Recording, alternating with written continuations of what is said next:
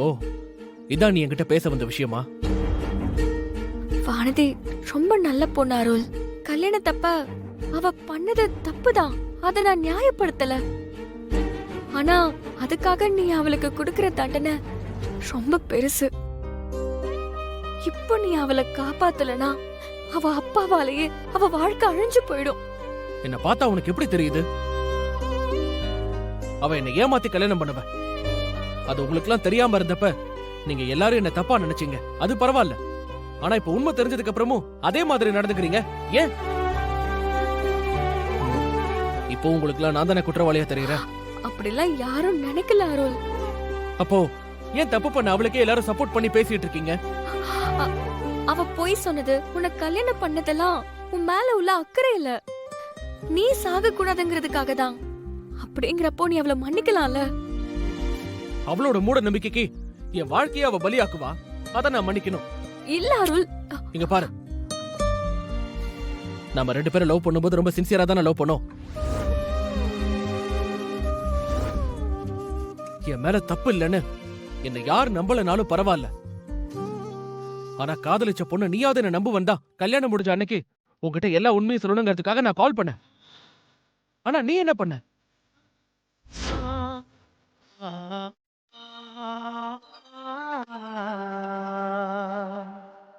எதுக்கு திரும்ப திரும்ப கால் பண்ணிக்கிட்டே இருக்க?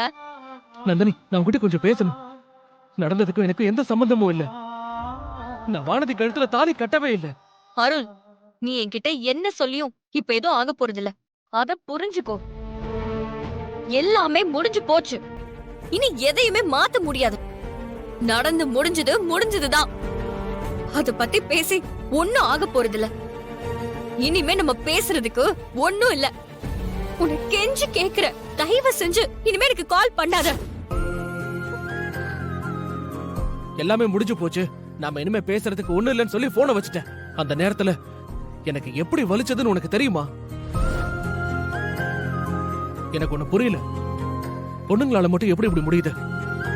நினைச்ச உடனே மனசை மாத்திட்டு போறீங்க. அதுக்கப்புறம் உங்ககிட்ட பேசவே கூடாதுன்னு நினைச்சேன், அதனாலதான் இப்ப வரைக்கும் பேசல. நிச்சயமா என் மேல தப்பு இருக்கு, நான் ஒத்துக்கிறேன். அன்னைக்கு என்ன நடந்துச்சுன்னு நான் முழுசா உன்கிட்ட கேட்டிருக்கணும். நான் கேட்காம விட்டது என்னோட தப்புதான். ஆனா தெரிஞ்சோ தெரியாமலோ கல்யாணம் முடிஞ்சு போச்சு. இனி நாம சேர முடியாதுன்னு ஆயிடுச்சு.